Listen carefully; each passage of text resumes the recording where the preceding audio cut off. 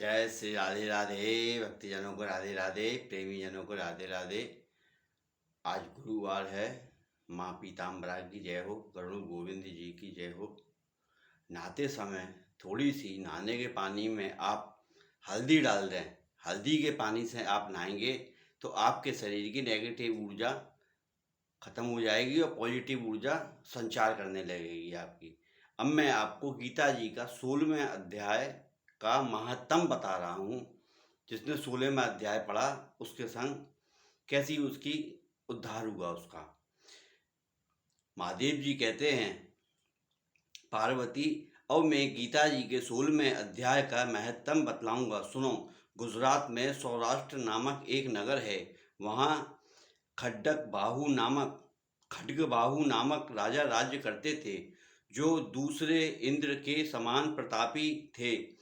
उनके एक हाथी था जो मद बहाया करता था, सदा मद में उन्मत्त रहता था। उस हाथी का नाम अरिमर्दन नाम था उस हाथी का। एक दिन रात में वह हट्टाहट सलाखों को और 16 सलाखों को, लोहे के खंभों को तोड़ फोड़ कर बाहर निकल आया। हाथीवान उसके दोनों और अंकुश लेकर डरा रहे थे, किंतु क्रोधवश उस सबकी अवहेलना करता हुआ उसने अपने रहने के स्थान हाथी का जो घर बना हुआ था, हाथी सार को ढा दिया। उपचार चारों ओर से भालों की मार पड़ रही थी, फिर भी हाथीवान ही डरे हुए थे। हाथी को तनिक भी भय नहीं होता था। उस कौतूहलपूर्ण घटना को सुनकर राजा स्वयं हाथी को मनाने की कला में निपुण थे। वहाँ के जो राजा थे वो हाथी को मनाने की कला में निपुण थे, तो वहाँ पे गए वो राजकुमारों के साथ।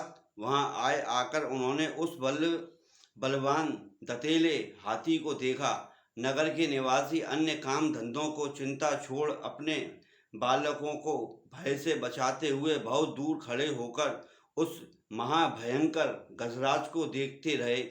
उसी समय कोई ब्राह्मण तालाब से नहाकर उसी मार्ग से लौटे। वे गीता के 16वें अध्याय का अध्ययन पाठ किया करते थे। एक ब्राह्मण उसमें अवायक आदि कुछ श्लोकों का जप करा करते थे।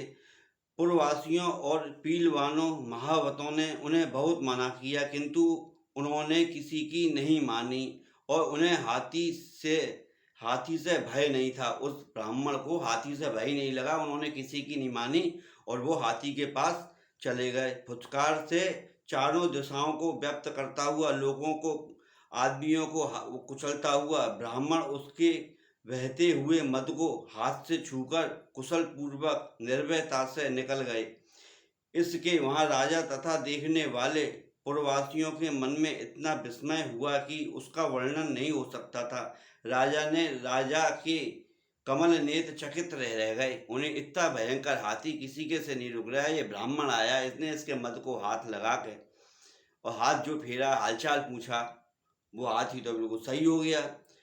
तब उस ब्राह्मण को बुलाकर सवारी से उतरकर उन्हें प्रणाम किया और उस राजा ने उस ब्राह्मण से पूछा, अलौकिक कार्य किया है, क्योंकि इस काल में समान भयंकर गजराज के सामने आप सकुशल लौट आए हैं। प्रभु, आप किस देवता का पूजन तथा किस मंत्र का जाप करते हैं, बताइए।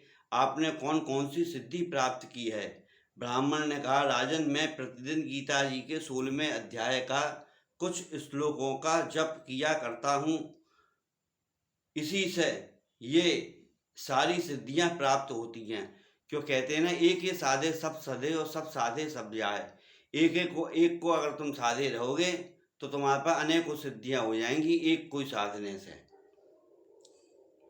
श्री महादेव जी कहते हैं, तब हाथी का कौतूहल देखने की इच्छा छोड़कर राजा ब्राह्मण देवता को साथ ले अपने महल में आए। वहां शुभ मुहूर्त देखकर 1,00,000 स्वर्ण मुद्रा की दक्षिणा देकर उन्होंने ब्राह्मण को संतुष्ट किया और उनसे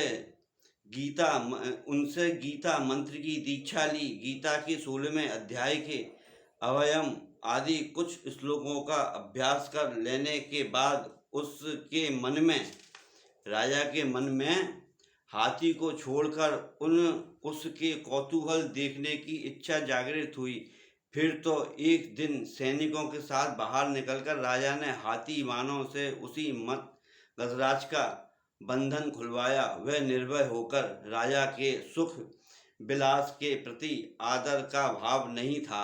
ये अपना जीवन तृणवत समझकर हाथी के सामने चले गए।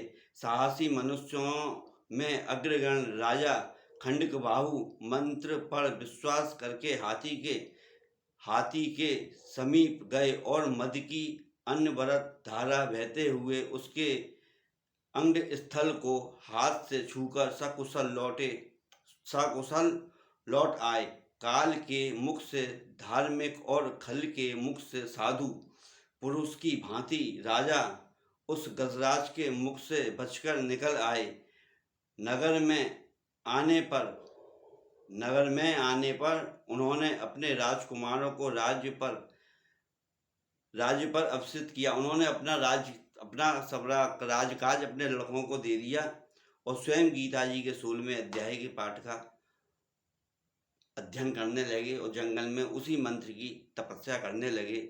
उस तपस्या करने के बाद उनको भगवान विष्णु का विमान आया और उनको मुक्ति मिली। क्यों? करत करत अभ्यास के जड़मत होए सुजान। अगर आपको नहीं आ रहा है कोई बात नहीं, आप थोड़ा सा करिए और थोड़ा सा करिए और थोड़ा सा करिए, करते करते आपकी ये बढ़ती चली जाएगी। जैसे कि आप कसरत करने जाइए और एकदम आप 100 दंड बैठक मार दीजिए, नहीं लगेगी। पहले 5-5 करके आप बढ़ाओगे, जब भी आप 100 तक पहुँचोगे। अगर आप पे भक्ति नहीं होती है, राम राम राम राम जय सिया राम जैसे भी मन करता है थोड़ा थोड़ा तनिक भरो। भगवान कृष्ण ने कही है ना, तू भले 1 डगो मैं भरूँ 100 ढग, और तू नहीं भले तिल भर मैं बनूँ लोही की लाट। तो भगवान कृष्ण के गाड़ी जब तक 1 डग बढ़ाओ तो वो 100 डग बढ़ के आपके पास आ जाएगा, और आप 1 डग नहीं बढ़ाएंगे तो वो तुम्हारे पास आने को नहीं बैठा है। राधे राधे। आज के आनंद की जय। पीली चीज का सेवन करें, पीली चीज का दान करें, भगवान को लक्ष्मी नारायण को पीली चीज का भोग लगाएं। आज के आनंद की जय। जय जय श्रावण मास की जय, पुरुषोत्तम मास की जय, श्री राधे राधे श्याम की जय।